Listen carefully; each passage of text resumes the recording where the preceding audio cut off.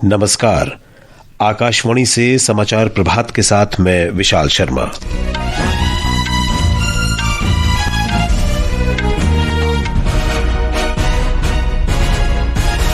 मुख्य समाचार। प्रधानमंत्री नरेंद्र मोदी ने कांडला में बंदरगाह क्षेत्र में भारत के पहले हरित हाइड्रोजन संयंत्र के संचालन की सराहना की।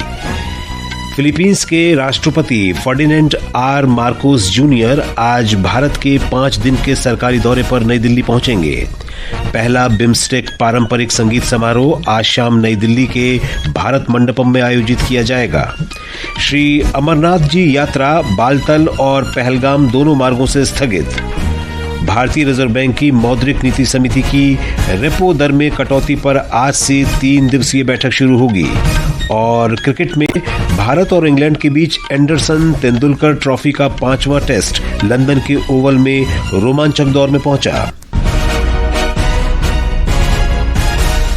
अब समाचार विस्तार से। प्रधानमंत्री नरेंद्र मोदी ने गुजरात के कांडला में बंदरगाह क्षेत्र में भारत के पहले मेक इन इंडिया हरित हाइड्रोजन संयंत्र के चालू होने को स्थिरता की दिशा में एक ऐतिहासिक कदम बताया है। दीनदयाल बंदरगाह प्राधिकरण की यह परियोजना देश के नेट जीरो उत्सर्जन लक्ष्य को प्राप्त करने की दिशा में एक बड़ी उपलब्धि है। एक सोशल मीडिया पोस्ट में श्री मोदी ने कहा कि ये एक सराहनीय प्रयास है और हमारे नेट जीरो दृष्टिकोण को बल प्रदान करता है। ब्यौरा हमारी संवाददाता से। केंद्रीय मंत्री सर्बानंद सोनोवाल द्वारा उद्घाटन की गई यह परियोजना हरित बंदरगाह अवसंरचना में भारत की प्रगति को दर्शाती है। मात्र 4 महीनों में निर्मित यह संयंत्र प्रधानमंत्री नरेंद्र मोदी द्वारा मई 2025 में घोषित 10 मेगावाट की एक बड़ी हरित हाइड्रोजन परियोजना का पहला मॉड्यूल है। 140 मीट्रिक टन हरित हाइड्रोजन की वार्षिक उत्पादन क्षमता के साथ यह सुविधा भारत के नेट जीरो यात्रा में एक महत्वपूर्ण मील का पत्थर है। दीनदयाल बंदरगाह मेगावाट स्तर के हरित हाइड्रोजन संयंत्र को संचालन करने वाला पहला भारतीय बंदरगाह बन गया है। पूरी तरह से भारतीय इंजीनियरों द्वारा विकसित यह संयंत्र स्वच्छ ऊर्जा क्षेत्र में आत्मनिर्भर भारत के लिए भी एक मानक स्थापित करता है। अपर्णा खून, आकाशवाणी समाचार, अहमदाबाद। फिलीपींस के राष्ट्रपति फर्डिनेंड आर मार्कोस जूनियर आज दोपहर बाद भारत की 5 दिन के सरकारी दौरे पर नई दिल्ली पहुंचेंगे। उनके साथ एक उच्च स्तरीय प्रतिनिधि मंडल भी होगा जिसमें कई कैबिनेट मंत्री, वरिष्ठ अधिकारी और व्यापार प्रतिनिधि शामिल हैं। राष्ट्रपति का पद संभालने के बाद श्री मार्कोस की ये पहली भारत यात्रा होगी। इस दौरान श्री मार्कोस प्रधानमंत्री नरेंद्र मोदी के साथ द्विपक्षीय वार्ता करेंगे। वे राष्ट्रपति द्रौपदी मुर्मू से भी मुलाकात करेंगे। विदेश मंत्री डॉक्टर एस जयशंकर का भी श्री मार्कोस से भेंट करने का कार्यक्रम है।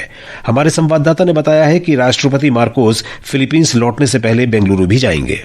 भारत और फिलीपींस के बीच राजनयिक संबंध नवंबर 1949 में स्थापित हुए थे। तब से दोनों देशों ने व्यापार और निवेश, रक्षा, कृषि, स्वास्थ्य, फार्मास्यूटिकल्स और डिजिटल तकनीकों सहित कई क्षेत्रों में एक मजबूत साझेदारी विकसित की है। दोनों देश क्षेत्रीय स्तर पर भी घनिष्ठ रूप से जुड़े हुए हैं, जिसमें आसियान के साथ भारत की व्यापक रणनीतिक साझेदारी भी शामिल है। फिलीपींस के साथ भारत के संबंध एक्ट ईस्ट नीति, विजन महासागर और हिंद प्रशांत के दृष्टिकोण का एक अभिन्न स्तंभ है। राष्ट्रपति मार्कोस की यह राजकीय यात्रा भारत फिलीपींस राजनयिक संबंधों की 75वीं वर्षगांठ के अवसर पर हो रही है। यह यात्रा दोनों नेताओं के लिए भविष्य के द्विपक्षीय सहयोग का मार्ग प्रशस्त करने और आपसी हितों के क्षेत्रीय और अंतर्राष्ट्रीय मुद्दों पर चर्चा करने का एक अवसर है। अक्षित वैद्यान, आकाशवाणी समाचार, दिल्ली।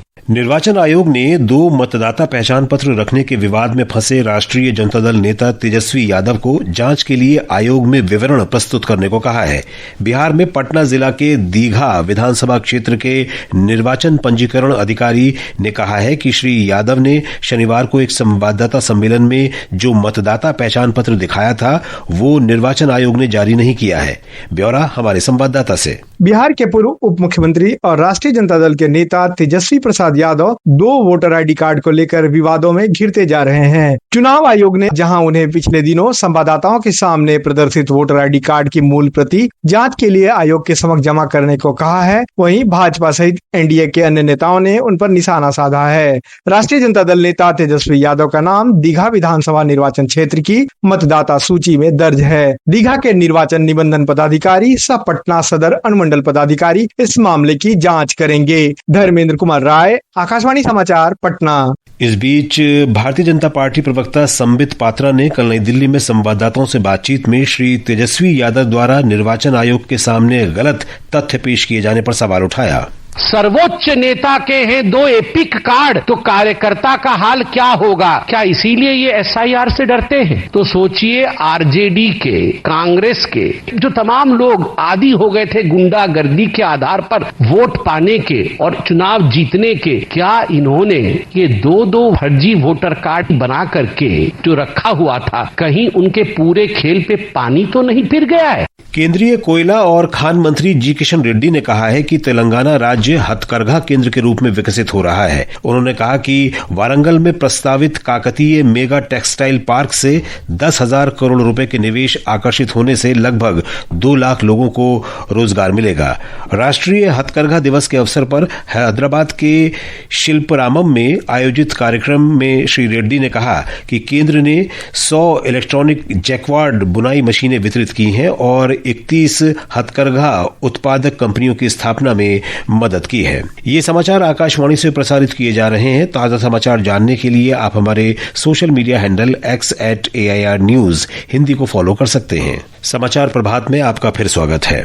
पहला बिम्स्टेक पारंपरिक संगीत समारोह आज शाम नई दिल्ली के भारत मंडपम में आयोजित किया जाएगा। विदेश मंत्री डॉक्टर एस जयशंकर इस कार्यक्रम का उद्घाटन करेंगे। भारत, बांग्लादेश, भूटान, म्यांमार, नेपाल, श्रीलंका और थाईलैंड के कलाकार इस संगीत संध्या में प्रस्तुति देंगे। एक रिपोर्ट। भारतीय सांस्कृतिक संबंध परिषद ICCR द्वारा आयोजित सप्तसुर 7 राष्ट्र 1 राग नामक इस समारोह में 7 बिम्स्टेक देशों की विशिष्ट संगीत परंपराओं का प्रदर्शन किया जाएगा। यह समारोह बिम्स्टेक सहयोग में एक महत्वपूर्ण सांस्कृतिक मील का पत्थर है। इस सांस्कृतिक पहल की शुरुआत इस वर्ष अप्रैल में थाईलैंड में आयोजित बिम्स्टेक सम्मेलन में प्रधानमंत्री नरेंद्र मोदी के भारत में पहले बिम्स्टेक पारंपरिक संगीत समारोह की मेजबानी की पुष्टि से हुई। सांस्कृतिक कार्यक्रम की इस असाधारण संध्या का आनंद लेने के लिए सभी क्षेत्रों के दर्शक निशुल्क शामिल हो सकते हैं। सीटें पहले आओ पहले पाओ के आधार पर उपलब्ध है तथा मेहमानों से अनुरोध किया गया है कि शाम 6 बजे तक अपनी सीट पर पहुंच जाएं। समाचार कक्ष से आनंद पाठक। श्री अमरनाथ जी यात्रा बालतल और पहलगाम दोनों मार्गों से स्थगित कर दी गई है। कश्मीर के डिविजनल आयुक्त विजय कुमार बिधुड़ी ने बताया कि हाल ही में हुई तेज बारिश के कारण बालतल और पहलगाम मार्गों पर मरम्मत तथा रखरखाव का काम कराना जरूरी हो गया है। उन्होंने कहा कि इन मार्गों पर मरम्मत कर्मियों और मशीनों की निरंतर तैनाती के कारण यात्रा स्थगित करने का निर्णय लिया गया है। झारखंड के देवघर स्थित बाबा बैद्यनाथ मंदिर में आज श्रावण के अंतिम सोमवार पर मंदिर के कपाट तड़के खोल दिए गए। इस अवसर पर मंदिर में श्रद्धालुओं की भारी भीड़ देखी जा रही है। देवघर के बाबा बैद्यनाथ मंदिर में श्रावण की अंतिम सोमवारी पर श्रद्धालुओं की भारी भीड़ को देखते हुए सुरक्षा के पुख्ता इंतजाम किए गए हैं। बाबा मंदिर समेत सभी प्रमुख प्रवेश द्वारों, गर्भगृह, माता पार्वती मंदिर और अन्य मंदिरों को फूलों से आकर्षक तरीके से सजाया गया है। सोमवार की रात बेलपत्र पूजा की विशेष परंपरा भी निभाई जाएगी। सोमवार को मंदिर में जलार्पण के लिए सिर्फ 2 विकल्प रहेंगे। पहला मुख्य अर्घा के लिए सामान्य कतार और दूसरा बाबा मंदिर के निकास द्वार पर स्थित बाह्य अर्घा। वहीं दुमका के बासुकीनाथ मंदिर में भी जल चढ़ाने के लिए कांवरियों की विशेष भीड़ मौजूद है। श्रावण मेला 11 जुलाई से शुरू होकर 9 अगस्त तक चलेगा। यह मेला, जिसे कांवर यात्रा के रूप में भी जाना जाता है, सुल्तानगंज से गंगा जल लेकर बाबा बैद्यनाथ मंदिर तक 105 किलोमीटर की पैदल यात्रा है। शिल्पी, आकाशवाणी समाचार, रांची। भारतीय रिजर्व बैंक की मौद्रिक नीति समिति की 3 दिवसीय बैठक आज से मुंबई में शुरू होगी। रिजर्व बैंक के गवर्नर संजय मल्होत्रा की अध्यक्षता में होने वाली इस बैठक में रेपो रेट में कटौती पर चर्चा की जाएगी। समिति के निर्णयों की घोषणा बुधवार को होगी। भारत का स्मार्टफोन निर्यात वित्तीय वर्ष 2025-26 की पहली तिमाही में रिकॉर्ड ऊंचाई पर पहुंच गया है। ये पिछले वर्ष की इसी अवधि की तुलना में 58% बढ़कर 7 अरब 72 करोड़ डॉलर हो गया है। प्राप्त आंकड़ों के अनुसार इस बढ़त में सर्वाधिक योगदान एप्पल का रहा है, जिसने अपने अनुबंधित निर्माताओं के माध्यम से 6 अरब डॉलर मूल्य के आईफोन निर्यात किए। और अब खेल जगत की हलचल के साथ है मुकेश कुमार बल। क्रिकेट में ओवल में खेला जा रहा एंडरसन तेंदुलकर ट्रॉफी का 5वां और अंतिम टेस्ट मैच रोमांचक दौर में पहुंच गया है। मैच के 5वें दिन आज मेजबान इंग्लैंड अपनी दूसरी पारी में 6 विकेट पर 339 रन से आगे खेलेगा। इंग्लैंड को जीत के लिए सिर्फ 35 रन और चाहिए, जबकि भारत को जीत दर्ज करके सीरीज बराबर करने के लिए बाकी बचे 4 विकेट लेने होंगे। इससे पहले 374 रन के लक्ष्य का पीछा करते हुए इंग्लैंड की अगुवाई हैरी ब्रुक और जो रूट के शानदार शतकों ने की। हालांकि कि भारत ने कल के दिन अंत में बेहतर गेंदबाजी करते हुए शानदार वापसी की। भारतीय टीम ने सिर्फ 36 रन देकर तेजी से 3 विकेट चटकाए, जिससे मैच में वापसी की उम्मीदें फिर से जग गई हैं। भारत ने अपनी दूसरी पारी में यशस्वी जायसवाल के शानदार 118 रन और आकाशदीप, रविंद्र जडेजा तथा वॉशिंगटन सुंदर के महत्वपूर्ण अर्धशतकों की बदौलत 396 रनों का प्रभावशाली स्कोर खड़ा किया। भारत फिलहाल 5 मैचों की श्रृंखला में 1-2 से पीछे है। इसके अलावा भारतीय एथलीट और पूर्व एशियाई चैंपियन अब्दुल्ला अबू बकर ने कल रात कजाकिस्तान के अलमाटी में कोसानोव मेमोरियल 2025 एथलेटिक्स मीट में पुरुषों की ट्रिपल जंप का खिताब जीत लिया है। अबू बकर ने 16.08 मीटर की छलांग लगाकर ये जीत हासिल की। और अब बात मौसम की। मौसम विभाग ने आज अरुणाचल प्रदेश, असम, मेघालय, हिमाचल प्रदेश, केरल और माहे, पश्चिम बंगाल, तमिलनाडु और उत्तराखंड में तेज वर्षा का अनुमान व्यक्त किया है। उत्तर प्रदेश में लगातार बारिश के कारण कई नदियां खतरे के निशान से ऊपर बह रही हैं। प्रभावित इलाकों में बचाव और राहत कार्य जारी हैं। ब्यौरा हमारे संवाददाता से। उत्तर प्रदेश में बाढ़ से 17 जिलों की 37 तहसीलों और 402 गांवों में 84,000 से ज्यादा लोग प्रभावित हैं। राहत आयुक्त भानुचंद्र गोस्वामी ने बताया कि वर्तमान में राज्य के 17 जिले कानपुर नगर, लखीमपुर खीरी, आगरा, औरैया, चित्रकूट, बलिया, बांदा, गाजीपुर, मिर्जापुर, प्रयागराज, वाराणसी, चंदौली, जालौन, कानपुर देहात, हमीरपुर, इटावा और फतेहपुर बाढ़ की चपेट में हैं। एनडीआरएफ, एसडीआरएफ और पीएससी की टीमें राहत और बचाव कार्य में लगी हैं। वर्तमान में कुल 905 बाढ़ आश्रय स्थल बनाए गए हैं। 757 स्वास्थ्य दल चिकित्सा जांच कर रहे हैं, जबकि बदलती स्थिति पर नजर रखने के लिए 1193 बाढ़ चौकियां स्थापित की गई हैं। बाढ़ से अब तक 343 घरों को नुकसान पहुंचा है और 4015 हेक्टेयर से ज्यादा फसल प्रभावित हुई है। मुख्यमंत्री योगी आदित्यनाथ प्रदेश में बाढ़ की स्थिति पर खुद नजर रख रहे हैं। ओम अवस्थी, आकाशवाणी समाचार, लखनऊ। हिमाचल प्रदेश से हमारे संवाददाता ने बताया है कि राजधानी शिमला सहित अधिकांश स्थानों में लगातार वर्षा से सामान्य जनजीवन प्रभावित हुआ है। हिमाचल प्रदेश में लगातार हो रही बारिश से सामान्य जनजीवन प्रभावित हुआ है। जिला लाहौल स्पीति में ग्राम्फू बताल राष्ट्रीय उच्च मार्ग 505 चातरू के पास भूस्खलन के चलते अवरुद्ध है, जबकि राज्य में 296 अन्य संपर्क सड़कें भी यातायात के लिए बाधित हैं। इसके अलावा प्रदेश में 134 बिजली के ट्रांसफार्मर और 266 पेयजल योजनाएं भी बंद पड़ी हैं। मौसम विज्ञान केंद्र शिमला ने आज ऊना, बिलासपुर और हमीरपुर जिलों में भारी से बहुत भारी वर्षा का ऑरेंज अलर्ट, जबकि कांगड़ा, मंडी, सोलन और सिरमौर जिलों में भारी वर्षा का येलो अलर्ट जारी किया है। रितेश कपूर, आकाशवाणी समाचार, शिमला।